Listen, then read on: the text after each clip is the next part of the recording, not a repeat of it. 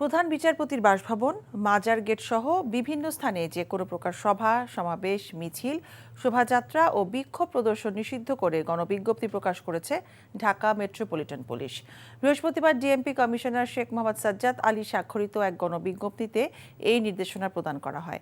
গণবিজ্ঞপ্তিতে বলা হয়, সর্বসাধারণের অবগতির জন্য জানানো যাচ্ছে, সম্প্রতি উদ্ভূত পরিস্থিতির প্রেক্ষিতে জনশৃঙ্খলা রক্ষার্থে ঢাকা মেট্রোপলিটন পুলিশ অর্ডিন্যান্সের ২৯ ধারায় অর্পিত ক্ষমতা বলে বৃহস্পতিবার হতে পরবর্তী নির্দেশ না দেওয়া পর্যন্ত প্রধান বিচারপতির সরকারি বাসভবন, বিচারপতি ভবন, জাজেস কমপ্লেক্স, বাংলাদেশ সুপ্রিম কোর্টের প্রধান গেট, মাজার গেট, জামে মসজিদ গেট, আন্তর্জাতিক অপরাধ ট্রাইব্যুনাল ১ ও ২ এর প্রবেশ গেট, বিচার প্রশাসন প্রশিক্ষণ ইনস্টিটিউট ভবনের সামনের এলাকায় সকল প্রকার সভা, সমাবেশ, মিছিল, শোভাযাত্রা ও বিক্ষোভ প্রদর্শন নিষিদ্ধ করা হলো।